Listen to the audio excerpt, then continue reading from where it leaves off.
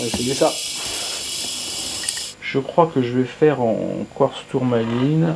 Parce que comme je veux faire sur le flanc du bracelet une évolution des motifs qui partent de petites arcades pour aller à des formes géométriques plus dures, avec des rythmes plus saccadés, je pense que mes bâtonnets de tourmaline, ils vont fonctionner dans le même système que les motifs que je vais faire sur le flanc du bracelet, donc ce sera mieux venu.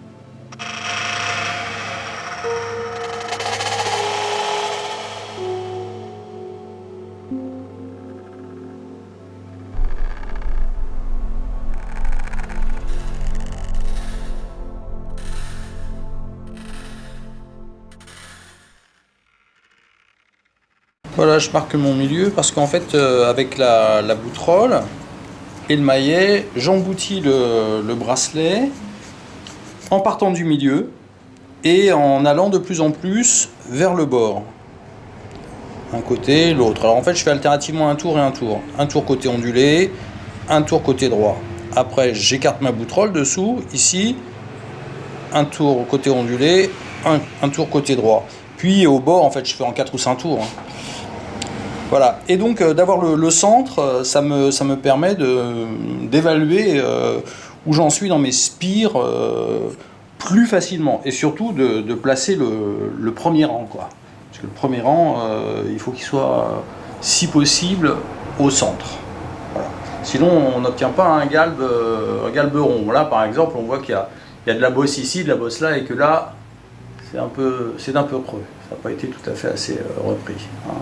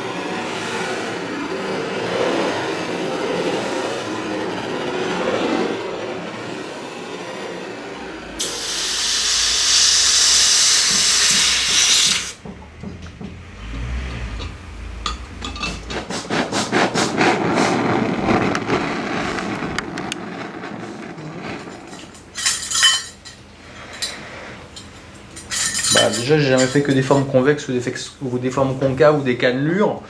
Et là, je veux faire des ondulations concaves convexes. C'est pas gagné. J'espère que je vais réussir à ce que ce soit bien régulier. J'ai fait mes ondulations autour d'une ligne qui est la même que celle-là. C'est-à-dire qu'elle a été tracée à la même distance du bord que celle-là. Cette ligne-là est à une distance du bord qui est la même que cette ligne-là. Mais mon ondulation, donc, elle tourne autour de cette ligne médiane pour que ce soit la même taille de poignée d'un côté et de l'autre du bracelet. Ça marche pas mal du tout. Je vais refaire le tracé.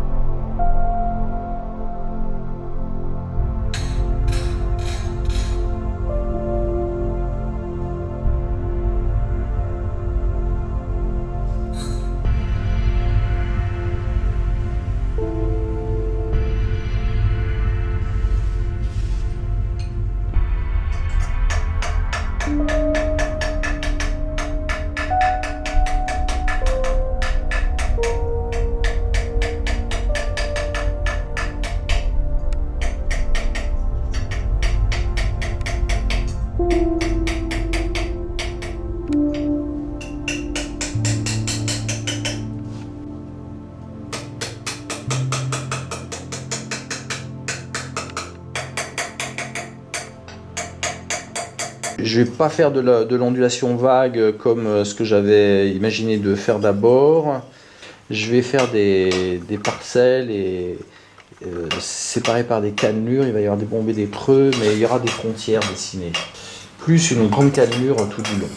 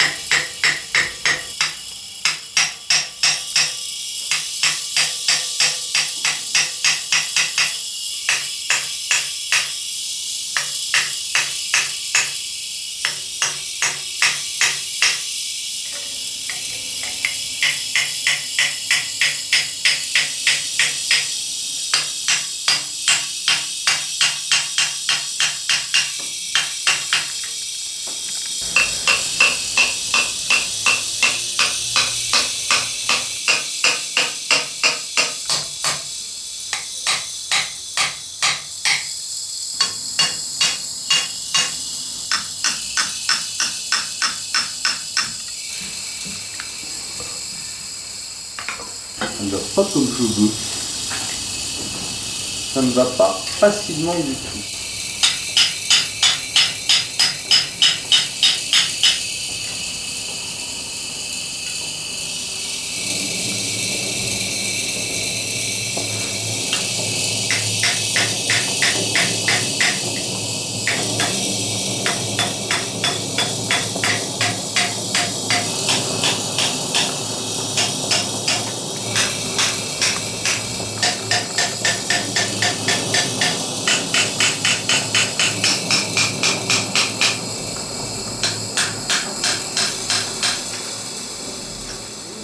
Je vais donc maintenant ouvrir, fabriquer un serti, puis je taillerai la pierre sur mesure pour le serti.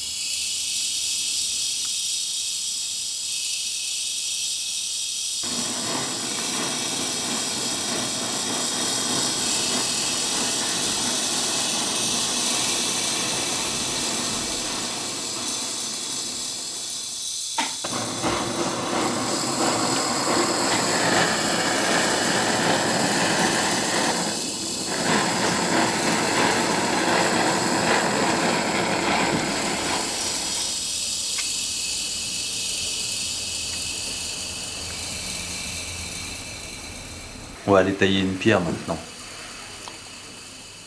Une pierre comment? Une pierre comme ça.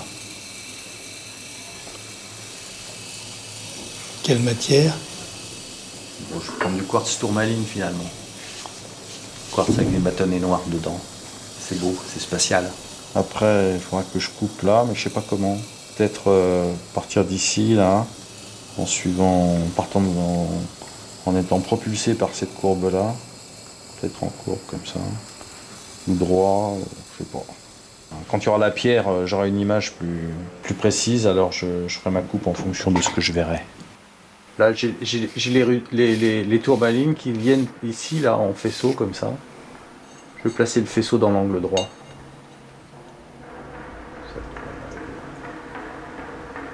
Ok.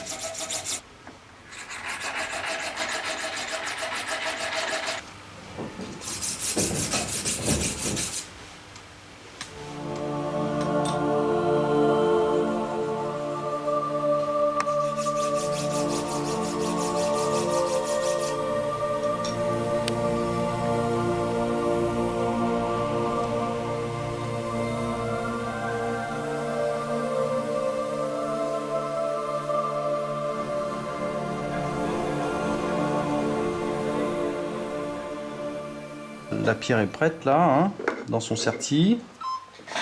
Au polissage, je vais repolir les flancs là, que j'ai limés. Hein. À ce moment-là, elle descendra complètement, il lui manque 3 mm, 4 mm à peine. Donc c'est ok. Donc elle prendra place ici. Et là je vais découper tout ça là, en courbe, comme ça, en S. Pour qu'après on puisse glisser le bracelet ouvert. Ce sera un bracelet ouvert. Et puis je vais souder le serti là. Et après je réfléchirai.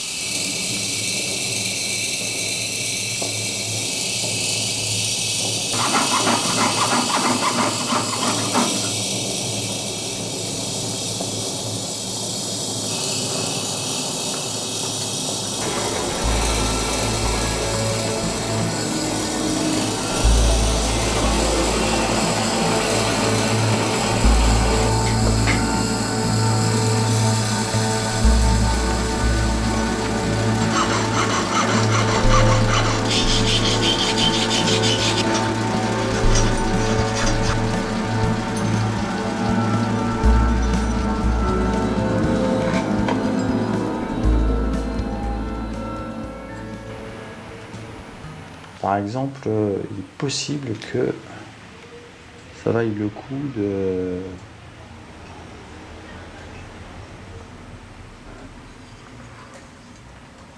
faire ça. Ici, ça le fait pas. Là, je pourrais avoir une plaque, une surépaisseur ici. Tout ça en surépaisseur. Si je mets une plaque là, ça va l'améliorer. Pour l'instant, il fait un peu ajouté. Il n'est pas dans la même, dans la même main que ça. Il n'y a aucun modelé là-dedans.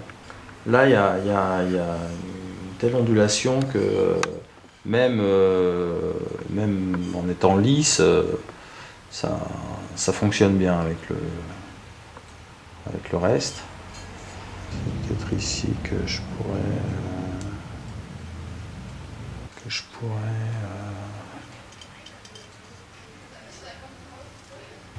avoir des gravures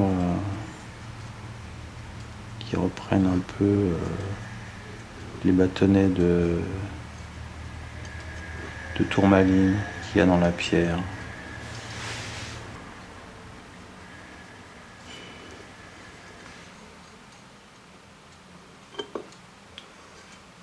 Comme ça. Et je m'interroge avec les yeux et les doigts au lieu de m'interroger avec mon cerveau. Pas mal ça. De toute façon, cette plaque, je la fais.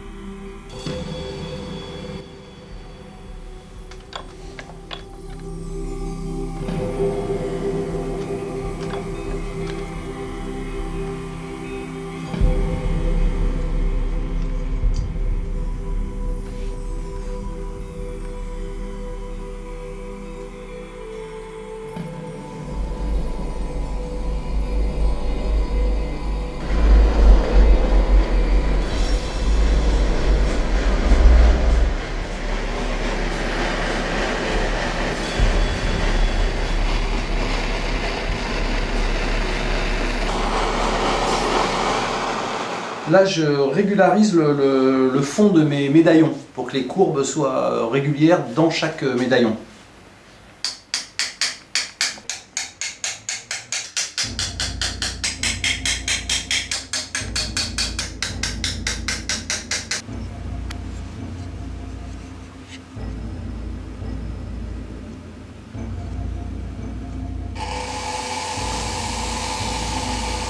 Je prépare la doublure pour le bracelet, c'est-à-dire la bande qu'on va mettre à l'intérieur là pour fermer l'intérieur.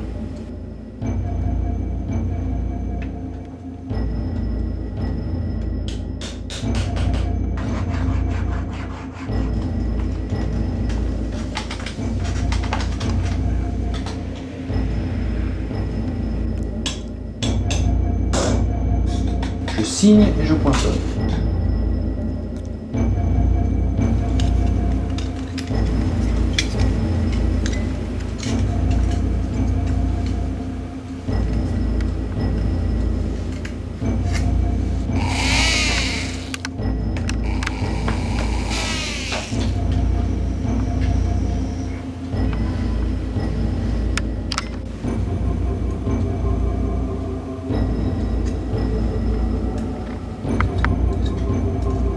Ça va être assez long, hein, et si possible, je vais faire d'une seule traite.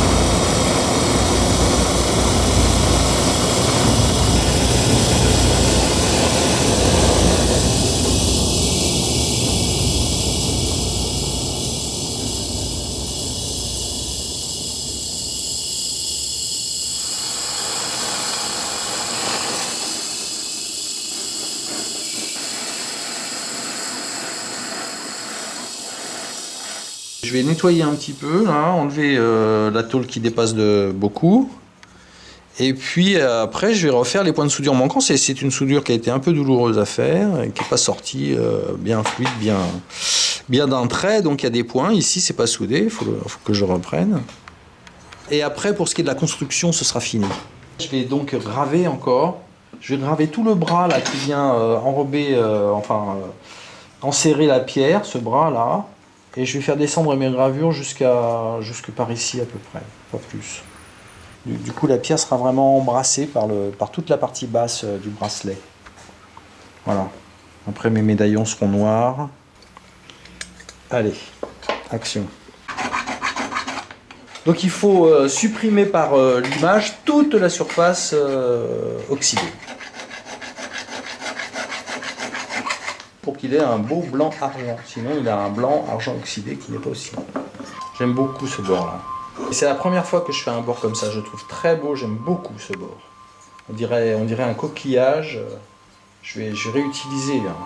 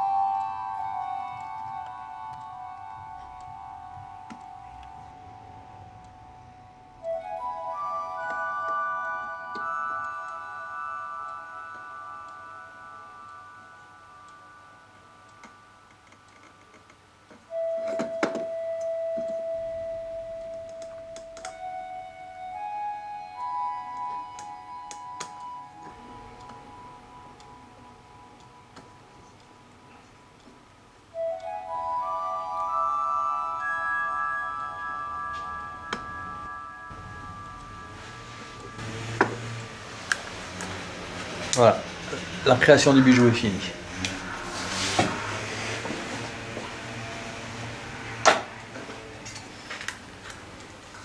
Il n'y a plus qu'à faire la finition, maintenant c'est strictement technique, quoi. Il est fait. Il est fait, il est fait, il est fait.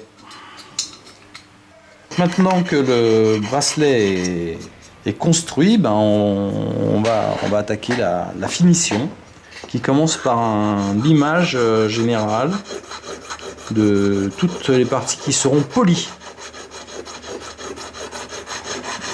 pour supprimer ce qu'on appelle les taches de feu, c'est-à-dire la couche superficielle du bijou qui a été oxydée à force d'être chauffé, parce qu'à chaque chauffe le bijou s'oxyde de façon accélérée. Donc il faut enlever cette couche oxydée qui n'a pas la vraie belle couleur blanche de l'argent. Alors en fait on commence par limer avec une lime bâtarde assez grossière qui enlève beaucoup de métal pour enlever la partie oxydée de la couche superficielle du bijou.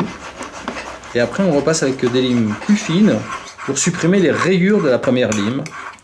Voilà.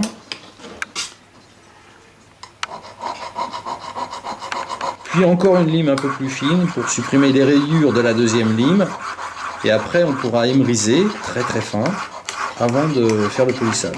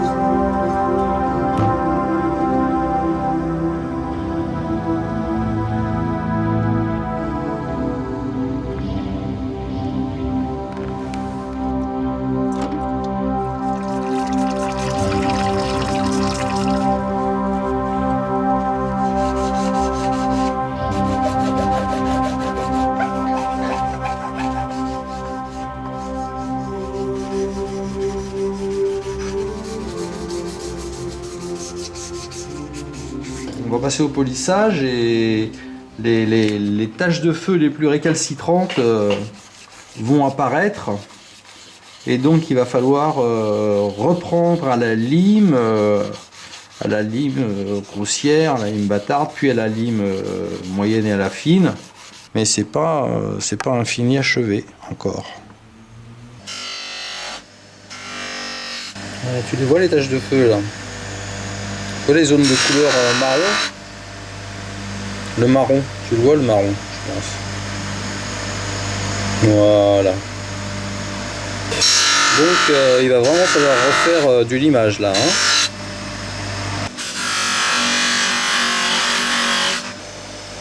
Toutes ces taches marron là.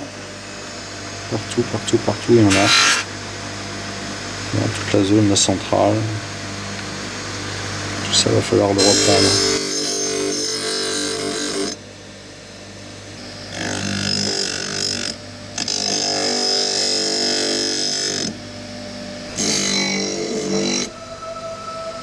Voilà.